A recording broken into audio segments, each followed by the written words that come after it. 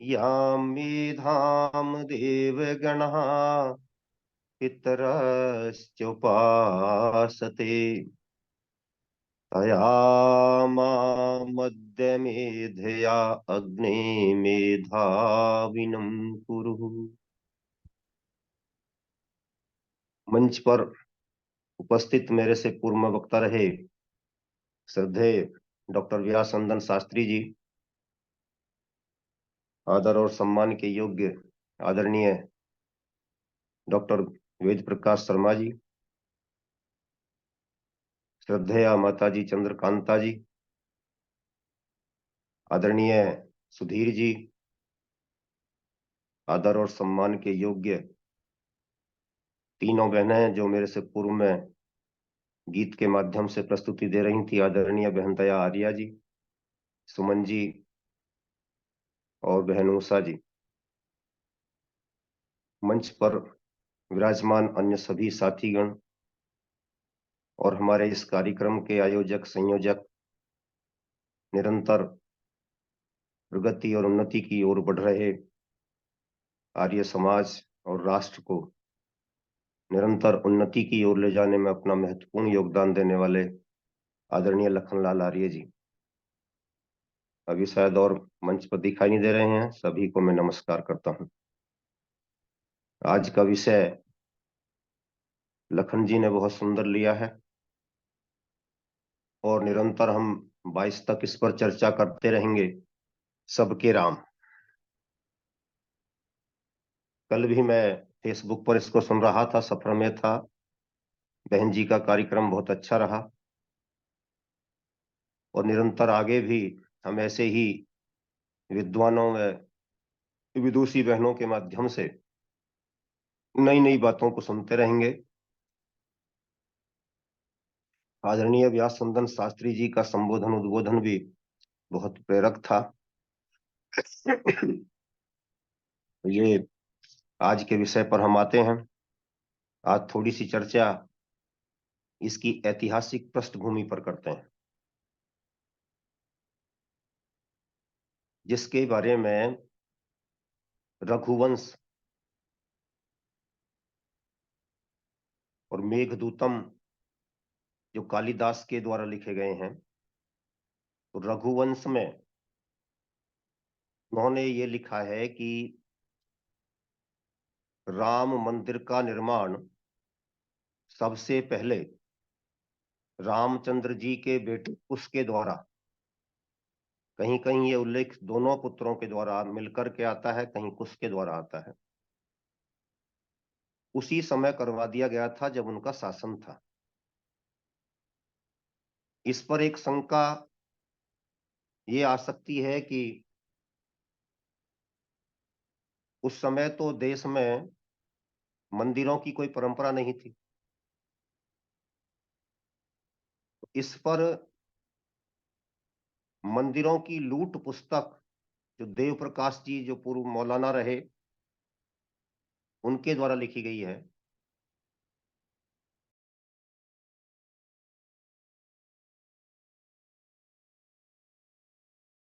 मंदिरों की बहुत प्राचीन परंपरा है, लेकिन मंदिर जो हुआ करते थे वो उस समय धर्म चिंतन और राष्ट्र चिंतन के केंद्र हुआ करते थे। आर्य समाज उसी प्रकार के मंदिरों की स्थापना का समर्थक है और उसी प्रकार के आर्य समाज मंदिर निर्माण भी करता है, जहां धर्म चिंतन और राष्ट्र चिंतन चले। स्वामी दयानंद जी महाराज ने भारत के मंदिरों के उस प्राचीन स्वरूप को स्थापित करने का प्रयास किया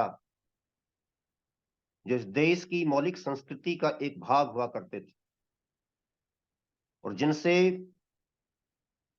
राष्ट्र को, समाज को जोड़े रखने का महत्वपूर्ण संदेश जाया करता था। यही गुरुकुल हुआ करते थे।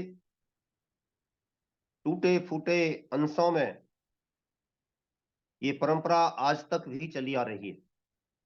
जहां मंदिर होंगे अक्सर बहुत से स्थानों पर गुरुकुल मिल जाते हैं, लेकिन ये आज उतना पवित्र स्वरूप कई स्थानों पर नहीं देखा जाता। ये एक अलग विषय है। जब किसी चीज के सकारात्मक पक्ष पर बोला जाता है तो वक्ता के बारे में नहीं समझना चाहिए कि वह नकारात्मक पक्ष को जानता नहीं, बल्कि यह समझना चाहिए कि कुछ चीजों को छोड़ देना समय की आवश्यकता होती है। उन चीजों पर अनावश्यक एनर्जी नष्ट करने से कोई लाभ नहीं होता, जिनसे हमारे सबके बीच में वैमनस्य की एक अनावश्यक दीवार खड़ी हो जाए। जहां सिद्धांत की रक्षा की बात होती है वहां शास्त्रार्थों का आयोजन हो सकता है, लेकिन अनावश्यक ऊर्जा नष्ट ना हो, इसका ध्यान रखना चाहिए। इस दृष्टिकोण से कालिदास जी के इस प्रमाण को आधार बना करके यदि ये कहा जाए कि उस समय रामचंद्र जी के बेटों ने यहां पर राम मंदिर का निर्माण कराया था, तो उसका अर्थ भी यह नहीं कि इस समय राम मंदिर में राम जी की प्रतिमा स्थापित कर दी थी, अपितु अपने पिता के राष्ट्रवादी मानवतावादी विचारों के प्रचार प्रसार के लिए, संरक्षण के लिए उन्होंने उस स्थान को उसी प्रकार दे दिया होगा जैसे आज अक्सर लोग दे दिया करते हैं कि अब ये राष्ट्र की संपत्ति हो गई।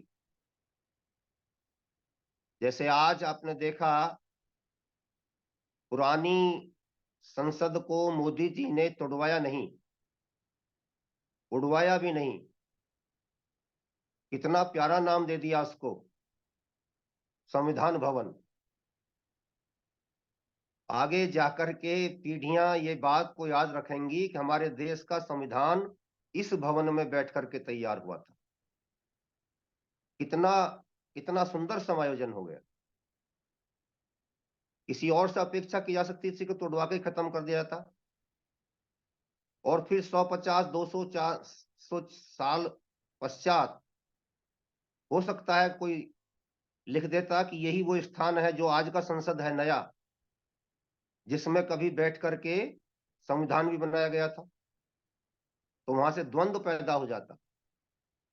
इसलिए वो द्वंद्व आगे ना रहे तो पहले वाले संसद का भी सदुपयोग करते हुए उसको संसद ना कह करके संविधान भवन के नाम से कर दिया। तो ऐसा भी संभव रहा होगा, और इसको हमें इसी दृष्टिकोण से देखने की भी आवश्यकता है। मैं एक बात और भी माना करता हूं कि भारतवर्ष का सबसे पहला राजवंश सूर्य वंश के नाम से स्थापित होता है। तो इसके पीछे भी ऋषियों का कितना पवित्र चिंतन रहा कि जैसे संपूर्ण भूमंडल को एक ही सूर्य रोशनी देता है, प्रकाश देता है, वैसे ही एक ही वंश के नीचे सारा संसार, सारा भूमंडल शासित अनुशासित होगा, और वो सूर्य वंश कहलाएगा। उसको कोई और नाम नहीं दिया। सूर्य वंश इसलिए भी कि संपूर्ण भूमंडल के लिए एक सूर्य, और वो एक सूर्य वंश भारत से निकला, और भारत से निकलने वाला सबसे पहला शासक मनु बना। जब मनु को शासन की बागडोर दे दी गई तो राज का नाम भी, राजवंश का नाम भी सूर्य वंश हो गया।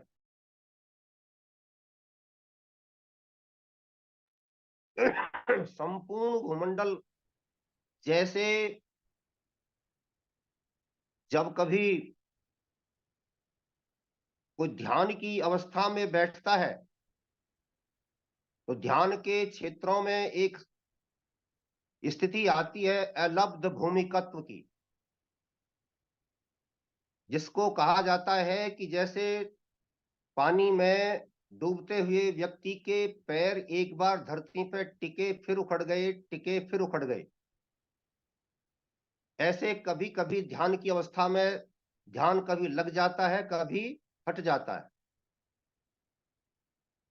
तो वो जो स्थिति आती है वो अलब्ध भूमिकत्व की कही जाती है। प्राप्त की छूटी, प्राप्त की छूटी। ऐसे ही लौकिक संसार में भी कुछ स्थितियां आती हैं। आपने संपूर्ण भूमंडल को चक्रवर्ती साम्राज्य के सम्राट के अधीन किया, विश्व की एक सरकार दी, लेकिन राक्षसी शक्तियों का प्राबल्य हुआ, फिर भूमि आपसे छूट गई। अलब्ध भूमिकत्व, फिर भूमि छूट गई, फिर उसको अधिग्रहण किया, फिर उसको प्राप्त किया, और फिर प्राप्त करने के पश्चात संपूर्ण भूमंडल को फिर एक राजा के अधीन लाए। तो ये जो स्थिति थी सांसारिक क्षेत्र में, राजनीति के क्षेत्र में, इसके लिए मनु के समय से लेकर के और विक्रमादित्य और उसके पश्चात भी हमारे अन्य हिंदू राजाओं के जमाने तक, जो प्रासंगिक नहीं है इसलिए नहीं बोल रहा हूं, ये बार बार देखी गई कि जो धरती हमसे छूट गई, राक्षसों के हाथों में चली गई, उसको हम फिर